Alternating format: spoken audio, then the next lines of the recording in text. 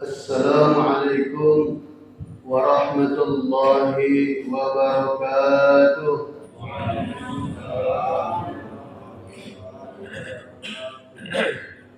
Bismillah walhamdulillah wassalatu wassalamu ala rasulillah. Bismillah ma sya'allahu kana ma lam yasha' wa lam yakun.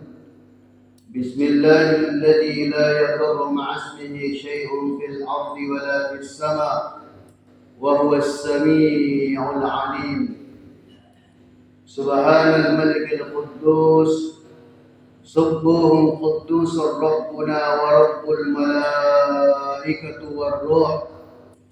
سبحانك لا علم لنا إلا ما علمتنا إنك أنت العزيز الحكيم. فقد قال الله تعالى في كتابه الكريم وهو أصدق القائلين: أعوذ بالله من الشيطان الرجيم ولا تلبسوا الحق بالباطل وتكتموا الحق وأنتم تعلمون وأقيموا الصلاة وآتوا الزكاة واركعوا مع الراكعين. فقد قال حبيبنا صلى الله عليه وسلم: مثل الذين يجاهدون في سبيل الله كمثل القانت الصائم لا يقطع صيامه ولا قيامه حتى يرجعه الله إلى أهله. صدق الله العظيم وبلغ حبيبنا رسوله الكريم ونحن على ذلك من الشاهدين والشاكرين. أحبائي رحمكم الله، أكرمكم الله، إخوتي في الله، أيها المحبون، أيها الممتحنون. Teman-temanku, amuraiku, selesur malfiku memwarik nama seki kuah Allah subhanahu wa ta'ala. Allah subhanahu wa ta'ala dialah yang maha sempurna, maha di atas segala-galanya. Maka kita senantiasa mengajarkan lisan kita, meminta Allah menuntun hati kita untuk menunaikan, menyempurnakan daripada puji-pujian kepadanya.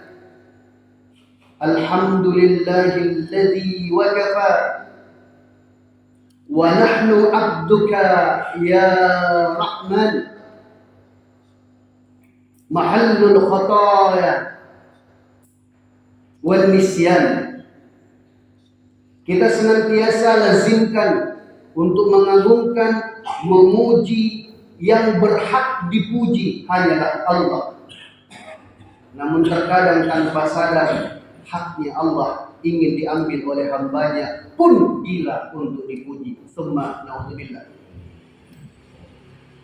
Dialah Allah yang sempurna dengan segala kesempurnaan yang ada pada dirinya. Alhamdulillahilladzi wa kafa. Maka pada saat kita memuji Allah, justru saat itulah juga Allah subhanahu wa ta'ala ingin mengangkat derajat kita. Bahkan ketika kita mengakui segala kelemahan kita di hadapan Allah, saat itulah Allah subhanahu wa ta'ala akan kuatkan kita. Nahnu ibadu, kami adalah hambamu ya Allah. Mahallul khataya, yang berkumpul semua kekurangan, kekhilafan, kedhaifan, kejahilan, kelemahan, semua berkumpul pada diri kami ya Allah. Wan nisyan, sudah berkumpul kekurangan itu, terkadang kami lupa kalau kami ini penuh dengan kekurangan. Maka yang dimuliakan Allah subhanahu wa ta'ala, dari berbagai kisah perjalanan kehidupan manusia sejak Nabi Allah Adam alaihi salatu wassalam ila yaumil qiyamah. Akan kita menjadikan ibrah ketika Allah Subhanahu wa taala belum menunaikan seutuhnya, masih menangguhkan beberapa hal-hal yang kemudian diharapkan untuk kita bisa berserah diri kepada Allah. Diharapkan untuk kemudian kita merasa diri kita itu lemah di hadapan Allah. Maka Rasul sallallahu alaihi wasallam menjelaskan, "Man tawadda'a lillah rafa'ahu Allah." Hanyalah orang-orang yang mau merasa dirinya rendah, merendahkan dirinya. Bahkan sebahagian ulama menjelaskan mau mencaci maki dirinya di hadapan Allah. Inilah kesempatan kita di sepertiga malam terakhir, kita caci maki diri kita di hadapan Allah, kita hinakan diri kita di hadapan Allah. Rafa'allah, yakin dan percaya pasti Allah Subhanahu wa taala akan mengangkat derajat orang yang mau menghinakan dirinya di hadapan Allah. Tetapi ketika kita mencari kemasyhuran, mencari kemuliaan di hadapan manusia, terbalik keadaan. Justru Allah Subhanahu wa taala akan menghinakan manusia. Yang dimuliakan Allah Subhanahu wa taala. Bagaimana dengan keadaan ketika Allah Subhanahu wa taala mulakan penciptaan Nabiullah Adam alaihi salatu wassalam, telah berada di tempat kemuliaan dengan segala fasilitas yang sempurna, dengan segala kemuliaan yang telah Allah Subhanahu wa taala berikan kepadanya. Ma la 'ainun ra'at wa la udhunun sami'at wala khatara ala qalbil bashar.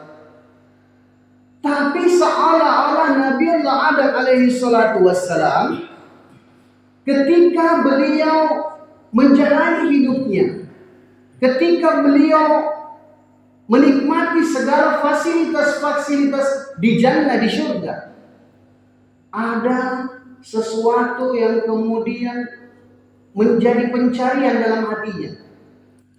Ada hal-hal di mana Nabiullah Adam alaihi salatu wassalam merindukan, bukan berarti tidak sempurnanya penciptaan Allah, tidak.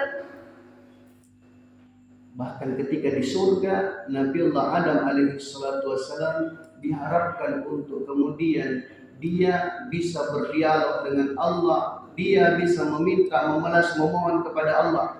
Huwallahul alimul ghaibi wasyahadah, huwar rahmanur rahim. Allah lebih tahu yang nampak maupun yang tersembunyi pada diri kita. Tetapi ketika Allah bertanya kepada para kekasihnya, bukan berarti Allah tidak tahu. Allah rindukan hamba-hambanya untuk kemudian bagaimana dia curhat, kalau bahasa anak muda, mencurahkan hati dan perasaannya. Dan Allah Subhanahu wa taala akan membangga-banggakan hamba-hambanya yang merindukan keadaan di mana dia ingin diperintah oleh Allah. Nabi Adam rindu, perintah apa yang kemudian Allah akan berikan kepada saya untuk menjawab kegelisahan hatinya. Inna mara'atan khuliqat min dhillin a'waj. Maka Nabiullah Adam alaihi salatu wassalam diminta oleh Allah untuk kemudian mengangkat tangannya yang kanan dan kemudian mengayunkannya, meraba dadanya yang bahagian kiri. Setelah itu Allah Subhanahu wa taala hadirkan di sisinya seorang yang kemudian dicari-cari, dinanti-nanti, pendamping hidupnya, yakni Siti Hawa radhiyallahu ta'ala. Yang dimuliakan Allah Subhanahu wa taala, banyak sekali hikmah yang kemudian akan kita dapatkan dari pendampingan Siti Hawa.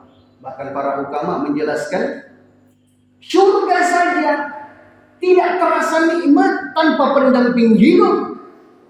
Surga dengan segala kenikmatannya tanpa pendamping hidup, bagaimana dunia yang tidak sempurna? Yang dimuliakan Allah Subhanahu wa taala, keterangan ini bukan keterangan secara tekstual, bukan muhkam, tetapi mutasyabihat yang kontekstualnya harus kita merujuk kepada para mufassir. Apa yang dimaksudkan dengan wanita diciptakan daripada tulang rusuk kiri yang paling bengkok? Kalau kita keliru memahami kontekstual mutasyabihat daripada makalah ini, jangan sampai menjadi celah bagi kita kaum laki-laki untuk melecehkan perempuan subhanallah. Yang dimuliakan Allah Subhanahu wa taala, makna majasi yang terkandung ini bukan tulang rusuk yang seperti dinyanyi-nyanyikan itu, yang dilakukan dan sebagainya.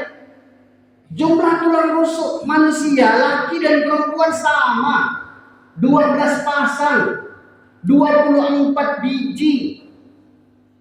Dari 24 perjalanan waktu, 12 bulan dan sebagainya.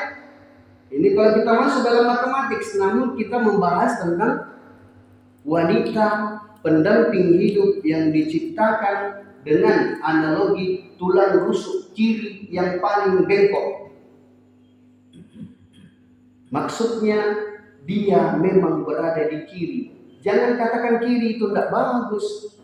Kalau Allah tentukan kiri dan kemudian itu dijadikan sebagai satu perhiasan yang kemudian menjadikan kita ini semakin tegar. Bahkan ketika dianalogikan dengan tulang rusuk. Boleh kita lihat. Satu buah karung goni. Kalau karung itu dalam keadaan kosong ditegakkan, kemudian dilepaskan, seperti saja dia ini adalah setumpuk kain yang tidak ada artinya, jatuh lagi. Ditegakkan berkali-kali, tetap dia saja ini seperti seonggok kain yang tidak ada harganya, tak ada bentuk. Maka makna yang pertama daripada tulang rusuk ini adalah untuk menunjukkan bahwasanya seorang laki-laki akan nampak tegar dan kekar kalau dia mau mengambil amanah, dia mau mengambil tanggung jawab, sehingga wajar dan pantas kalau kemudian Rasul Shallallahu Alaihi Wasallam menjelaskan an-nikahu nisfuddin, separuh agama itu ada di situ. Sehebat-hebatnya kita, seagung semulianya kita, baru separuh yang kemudian bisa kita hadirkan dalam hidup kita. Kenapa kemudian separuh agama itu ada dikatakan pada diri wanita yang tadi dijadikan sebagai tulang bengkok? Bahwasanya tantangan hidup ada di situ, bahwasanya tarbiyah hidup ada di situ. Bahkan Al-Quran menjelaskan, hunna libasul lakum wa antum libasul lakum. Hunna libasul lakum. Maka kan terkadang orang terlalu banyak kriteria A sampai Z dan sebagainya. Ya, nobody perfect. Tidak akan pernah bisa kita temukan karena tidak ada manusia yang sempurna. Kalau kita mau cari kesempurnaan dalam sisi kehidupan makhluk manusia, kesempurnaan itu ada di mana? Nanti bisa klop kalau ternyata bisa disatukan. Hunna libasul lakum. Dia wanita adalah pakaian bagi kalian laki-laki. Wa antum, dan kalian laki-laki, libasul lahum, adalah pakaian bagi mereka perempuan. Bicara tak, kalau belum ada berarti welang pelang pak, makam belang pak. Ya, tak, belum punya pakaian. Kalau itu kemudian dianalogikan lagi dengan pakaian, maka masya Allah, ternyata ketika Rasul Shallallahu Alaihi Wasallam mengajarkan kepada para sahabat tentang doa ini, Allahumma astur auratina atina, untuk semakin menyempurnakan, untuk semakin menguatkan batin kita. Karena kita tidak akan pernah bisa nampak keburukannya kalau bukan istri kita yang menilai. Ibu tak akan pernah nampak keburukannya kalau bukan suami yang menilai. Tetapi keburukan yang ada pada diri kita satu sama lain, kekurangan yang ada pada diri kita satu sama lain, bukan celah kemudian untuk saling melecehkan, tidak. Cari persamaannya, jadilah kita menjadi ruang space pelengkap atas kekurangan itu. Tutupi daripada aib itu, minta kepada Allah, ya Allah, Allahumma astur auratina, tutupilah aib kami. Maksud menutupi aib ini adalah hadirkan orang yang kemudian bisa bergandengan tangan bersama kami sampai di jannah. Para ulama menjelaskan, ketika seorang laki-laki ingin khidbah, maka doanya sederhana. Ya Allah, kalau dia pantas untuk mendampingi, menemani saya sampai ke jannah, maka permudah, percepat, segerakan. Minta kepada Allah Subhanahu wa taala agar supaya Allah mudahkan, Allah percepat, dan Allah Subhanahu wa taala segerakan. Karena pasangan hidup kita itu pun juga terkadang dalam tanda petik keliru dijadikan simbol, keliru dijadikan dalam tagline kalau bahasa orang politisi. Kebanyakan kan orang bahkan Masya Allah dia katakan sehidup semati. Keliru Pak. Kalau dalam bahasa Indonesia se itu berarti satu. Mesa tuo, mesa mati. Akhirnya apa? Selamat tinggal. Kalau di dalam syariah dikatakan sehidup sesurga. Sehidup sesurga. Sama kita di dunia. Menderita bersama, berjuang bersama, senang bersama, menangis bersama. Bahkan tangisan dalam cinta sangat luar biasa. Adalah Sayyidina Ali karamallahu wajhah. Ketika beliau melihat Fatimah Az-Zahra radhiyallahu ta'ala menangis, dia masuk ke dalam rumah, dia tengok istri tercinta, putri baginda Rasulullah SAW meneteskan air mata menangis. Maka Ali kemudian datang mengusap kepalanya. Jangan katakan lebay seperti itu. Kemudian mencium jidatnya.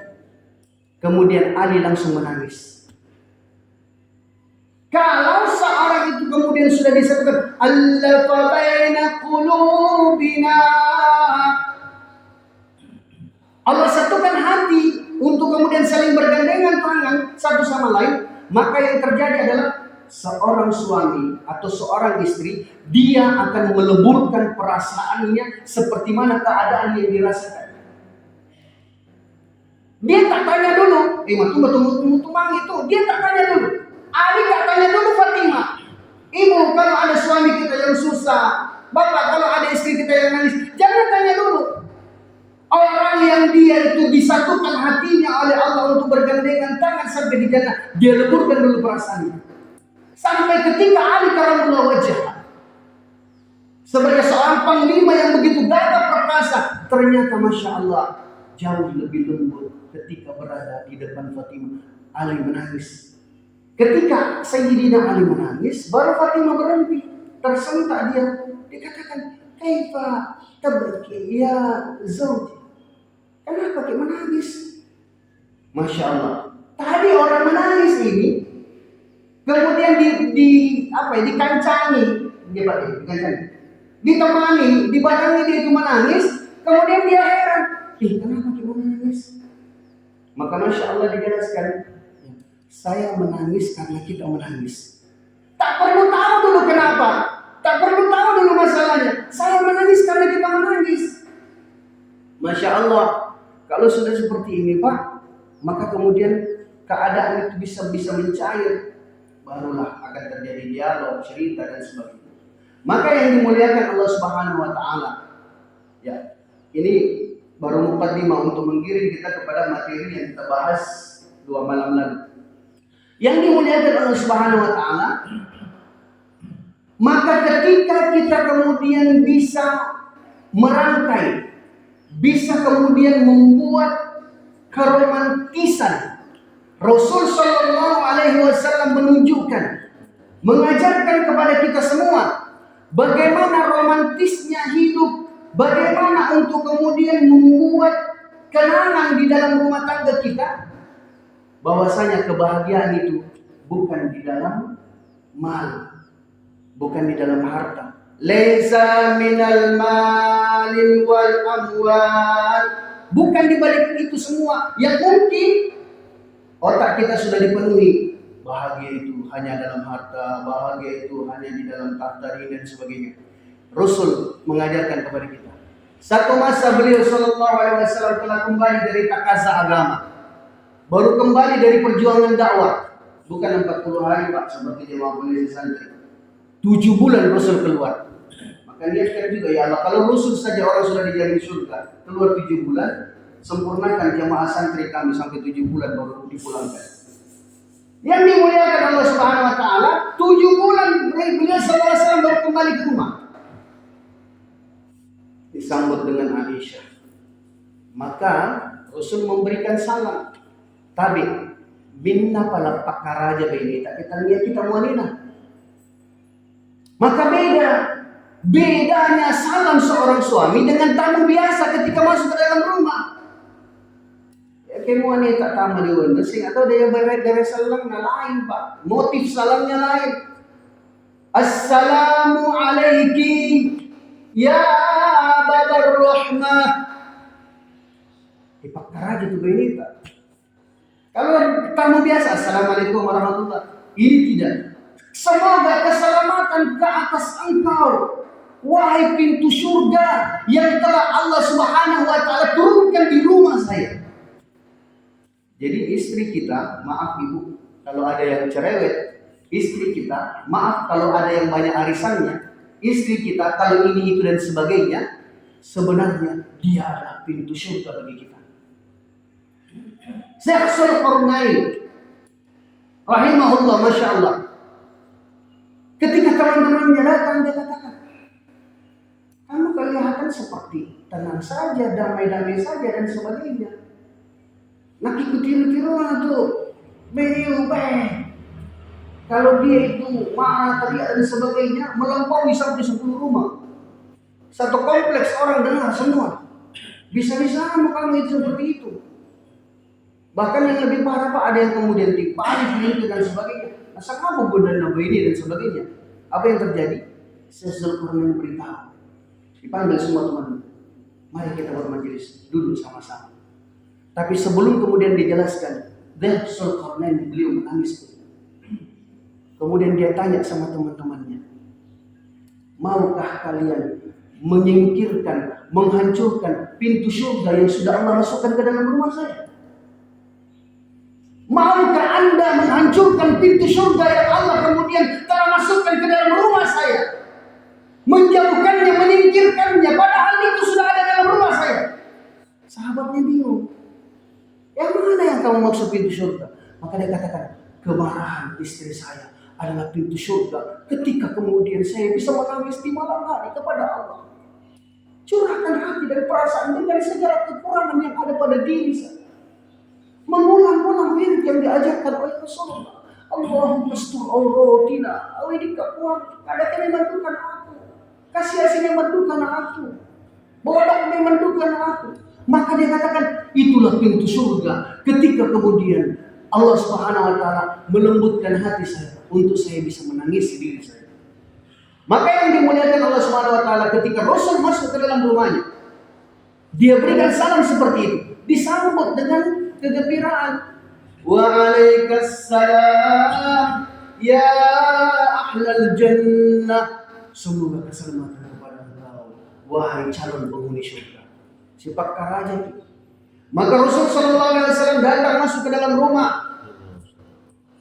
Allah, apa yang terjadi? Apa yang kita tunggu? Apa yang kita sambut? Apa yang kita nantikan ketika suami kita datang masuk ke rumah?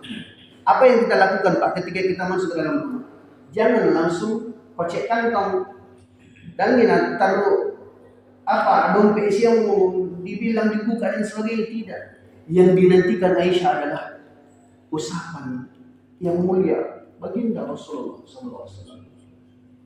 Mario dekat, merenung, rindu dia untuk diusap kepalanya.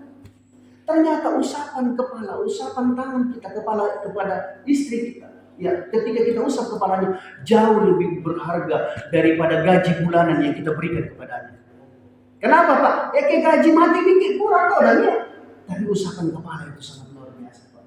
Akan menjadikan mengkristal senantiasa cinta itu. Dia nantikan, bahkan dia rindukan, dia kayak mati mikir ini tadi karena mau ini. Tak mau dekat itu anak sabu-sabu balik kau lupa. Tak tahu kamu dekat itu anak, masya Allah yang bisa berlaku lembut. Jadi kita sebagai seorang suami, terkadang kita bisa berlaku bersikap lebih-lebih kalau jelas. Manas sama kumatai, saya mau dekat bapak nanti ini Pak. Kita bersikap beda Pak, namanya bersikap. Ya, bukan dikatakan itu dengan apa ya? Tasabbu, bukan. Bersikap, jadi kita bersikap seperti bapaknya. Berarti meskipun bapaknya meninggal, dia dikatakan sosok bapak tidak hilang dalam pandangan saya. Dia paling tahu luar biasa. Dicium kemudian jidatnya. Maka Rasul SAW saat itu ternyata ingin mendapatkan kejutan dari Fatimah Zahra radhiyallahu ta'ala. Pada saat kapan? Karena sebelum berangkat 7 bulan Rasulullah, sebelumnya Rasul sallallahu alaihi wasallam menjelaskan masyian fi amanina ahlul jannah. Sebentar ini mau lewat seorang wanita penghuni surga. Maka Aisyah tengok-tengok, inilah hebatnya Rasul, menimbulkan kecemburuan agama, kecemburuan jannah, kecemburuan akhirat kepada istrinya. Dia bilang Aisyah, kenapa kalian aku napor? Saya bukan saya yang dibangga-banggakan Rasul. Maka Aisyah tengok, dia lihat orang-orang yang lewat, oh ini. Tapi kemudian besoknya mau diperjelas lagi. Ya. Masyian ahlul jannah fi amamik, akan lewat nanti sampai 3 hari. Oh, kemudian setelah itu baru kemudian Aisyah berkata, orang yang sama yang lewat selama 3 hari berturut-turut ya Rasulullah adalah muti'ah. Benarkah dia yang engkau maksud ya Rasul? Maka Rasulullah SAW mengaku, dialah ahlul jannah. Maka yang dimuliakan Allah Subhanahu Wa Taala, Aisyah kalau pergi bertamu ke tetangga bukan mau pergi bakosip, apalagi cerita keburukannya suaminya. Keburukan suami kita pasti ada, keburukan istri kita pasti ada. Kalau kita ceritakan kepada makhluk, maka akan semakin menyebar.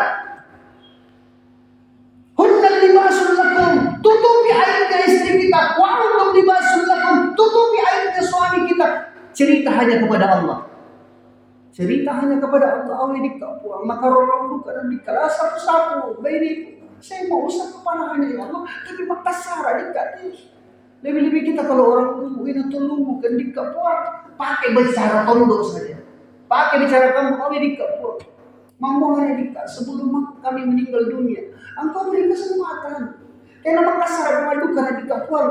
Kalau hari itu adalah hari kematian saya, mungkin boleh jadi izinkan sekali saja, sehingga kemudian kami bisa bersaksi di hadapan Rasul yang mulia. Maka ketika kemudian dialog itu terjadi, nampak indah dan sebagainya, ya Rasul ajarkan itu. Ternyata Aisyah sudah dapatkan kunci bahwasanya amal yang dibuat oleh Muti'ah yang menjadikan dia sebagai ahlul jannah diceritakan oleh Rasul ini hanya dalam keadaan yang sederhana, bukan dalam persoalan duit dan sebagainya. Ada 3 amal yang dibuat. Salah satunya ingin dibuat kejutan oleh Aisyah ketika menanti Rasul kembali dari perjuangan agama.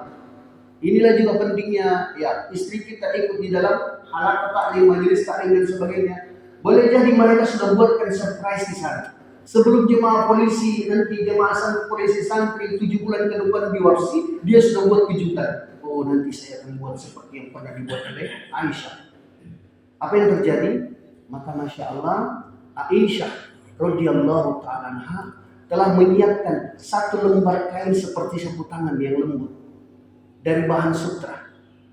Maka Masya Allah, waktu Aisyah mendengarkan berita kepulangannya Rasul, Aisyah agak takut-takut. Weh, desiara kata aku di kate lah muala barakat nanti orang yang sedang pulang dari perjuangan, yang pulang dari kantor, yang pulang dari sawah, kebun dan sebagainya. Desiara adakah kesempatan yang Allah berikan kepada saya berkah? Berkahnya itu apa? Ini amalannya Mutia. Berkahnya itu adalah ketika dia masih bisa melihat keringatnya suaminya, kemudian dia lap dengan kain itu, maka Mutia beritahu, dia didikat di pertama dan surga tidak sama Nabi. Ini yang pantas kemudian dia jadikan rusuh untuk menyatakan saya masih surga. Maka Aisyah takut, jangan sampai sudah keringatnya Rasul ini saya tidak dapat berkahnya. Yang dimuliakan Allah Subhanahu wa taala, begitu masuk dia, Allah Akbar, ada kesempatan, ada ruang, ada celah untuk dapat surga dari keringatnya suaminya.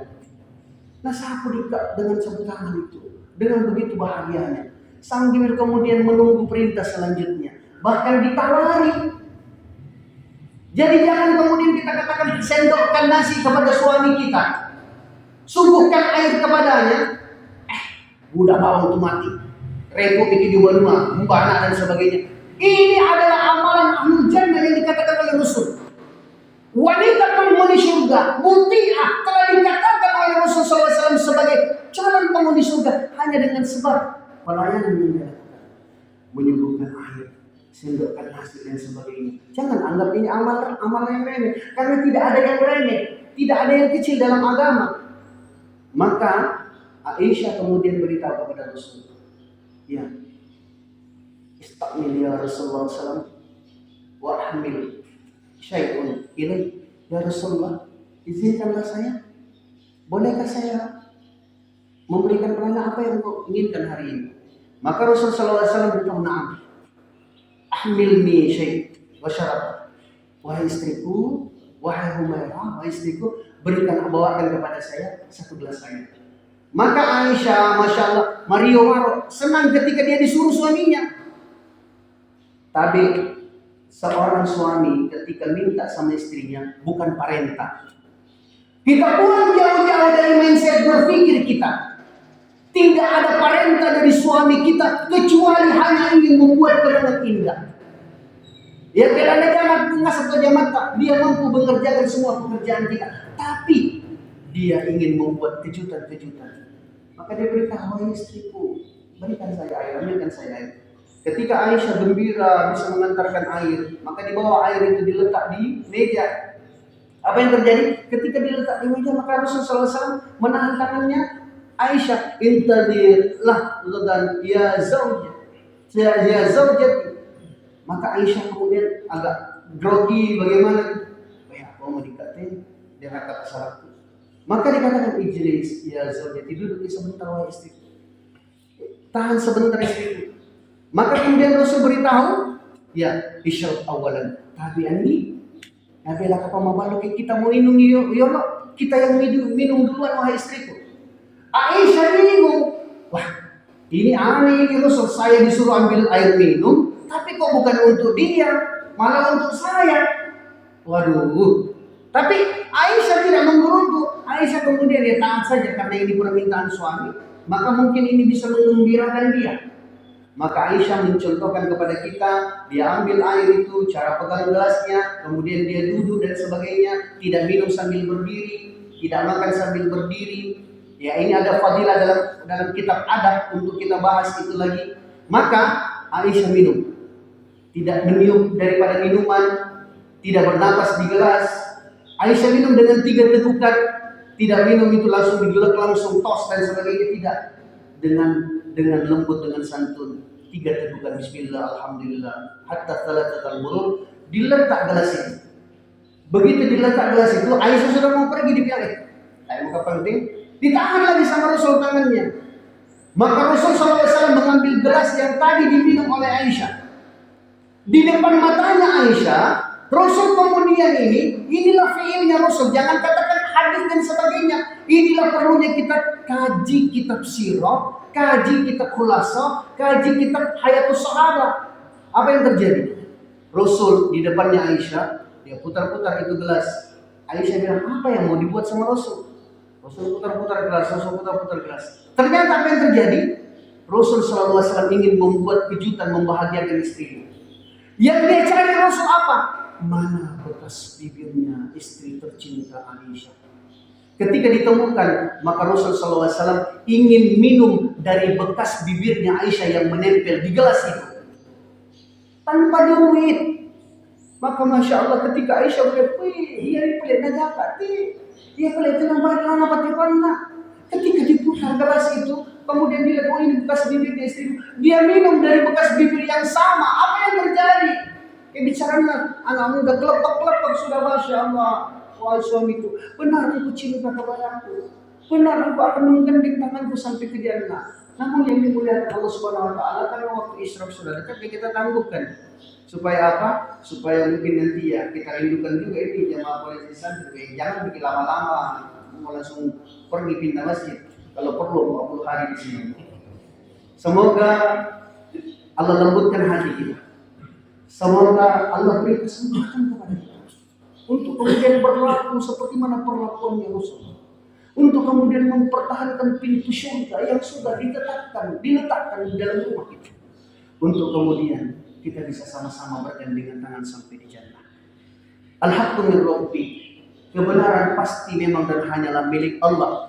Fala takunanna minal mumtarin.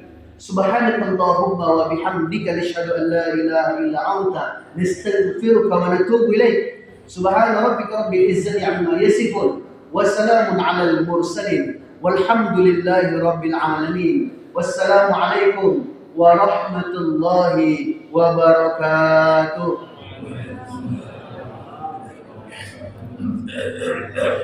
Sebenarnya kami menunggu bapak-bapak ibu-ibu untuk bisa dialog, ya, interaktif dan sebagainya, dan Amir Shop, Pak Gunawan juga sudah ingin mempersiapkan, terutama ibu-ibu majelis taklim untuk kita nanti pelatihan pengurusan jenazah, mulai daripada sakitnya, kemudian sakaratnya, sampai ya memandikan dan mengkafani.